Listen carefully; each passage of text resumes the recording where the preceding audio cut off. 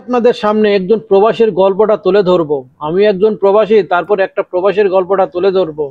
একজন প্রবাসী 14 বছর বিদেশ থাকার পরে তার সবকিছু হারায় ফেলছে, সেই গল্পটা আপনার সাথে তুলে ধরা হবে। বাপের টাকা পয়সা খরচ করে সে প্রবাসে আসে, আসার পরে সে 5 বছর একটানা কাজ করার পরে পরিবারকে টাকা দিয়েছে 50 লক্ষ টাকা।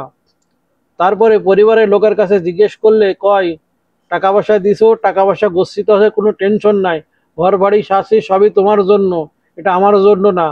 তারপরে সেই ছেলেটা 2 মাস পর আবার জিজ্ঞেস করে, টাকা পয়সাগুলো সব ঠিকঠাক রাখেন, আমি দেশে আসবো বিয়ে শাদী করার জন্য। তো তখন ছেলেটার বাবা উঠে বলে যে, বাবা তুমি বিয়ে শাদী করবা, ঘর বাড়ি সারা হয়েছে, জমি জায়গা কেনা হয়েছে, সবই তো তোমার হিসেবে আছে, তুমি টেনশন করো না। তুমি বিয়ে শাদী করবা, সেজন্য তুমি 2টা বছর বেশি থাকো, থাকার পরে সেই টাকা পয়সা তুমি যোগায় আসো, তুমি টেনশন নাই। ছেলেটা ঠিক আরো 2 বছর বেশি থাকে, থাকার পরে বলে যে, বাবা বের আমি দেশে আসতেছি, আপনারা কিরম আছেন, কি অবস্থা আছেন, আমার টাকা পয়সা কয় টাকা জমাইছেন। তো তখন ওটা বাবা কয় যে, ঠিক আছে তুমি চলে আসো। আসার পরে সে বিয়ে শাদী করছে, বিয়ে শাদী করার পরে সে 3 মাসের ছুটিতে বাড়িতে গেছে। যাওয়ার পরে বিয়ে শাদী করছে, বাপ মা ভাই বোন সবাই খরচ খরচান করছে তার পিছনে। সে মনে করছে নিশ্চিত সব টাকা পয়সা বাবা মার অ্যাকাউন্টে আছে, তারা নিশ্চিত সবকিছু ঠিকঠাক রাখছে, আমার আর কোনো চিন্তা করতে হবে না, আমি আবার চলে যাই প্রবাসে। ঠিক সে আবার প্রবাসে চলে আসছে, আসার পরে সে 3 বছর একটানা থাকছে। থাকার পরে সে চিন্তা করছে, তো অনেক দিন তো বিদেশ থাকা হলো, আর বিদেশ থাকবো না, এখন দেশে চলে যাব। ঠিক বিদেশ যাওয়া আসার 6 মাস আগে বাবা মাকে ফোন দিছে, মা বাবা তোমরা কেমন আছো, আমি তো ভালো আছি। তে ঘটনা এলো কিছু বলতাম। তে বলছে, তা বাবা বলো। তে আব্বা আমার তো অনেক দিন হয়ে গেল বিদেশ থাকা, আমি আর বিদেশ থাকতে মন চাচ্ছে না, আমি এখন দেশে ফেরত যাব।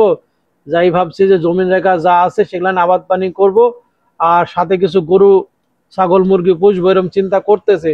কারণ জমি জায়গা তো আমাদের মাসাল্লাহ অনেক কিছুই হয়েছে, আপনি তো সব তো জমি জায়গা আমাকে দেখালেন।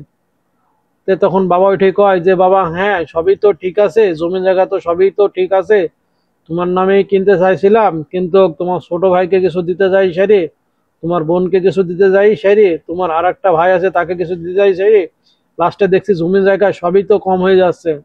এই শুধু এই বাড়িটাই শুধু আছে, তাও আমার নিজের নামে, যেটা আমার বাবা আমাকে দিয়েছে।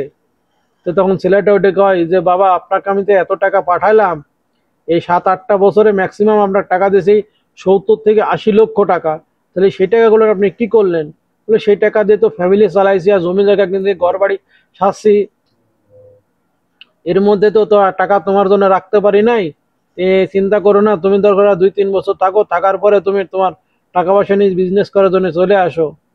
তো ছেলেটা ওইটাই কয়, বাবা আমি তো 8টা বছর একটানা ইনকাম করলাম, আপনাদের সবার সুখে থাকে ভালো থাকেন এই জন্য আমি ইনকাম করলাম, কিন্তু লাস্টে আপনারা আমার সুখটাই চিন্তা করলেন না, শুধু আপনাদের সুখটাই চিন্তা করলেন। এখন আমার বউ বাচ্চা আছে, তাদেরকে নিয়ে আমি কিভাবে চলবো? গল্পটা যদি ভালো লেগে থাকে, আপনারা সবাই গল্পটা লাইক শেয়ার কমেন্ট করে দেবেন। এটা একটা প্রবাসের গল্প ছিল।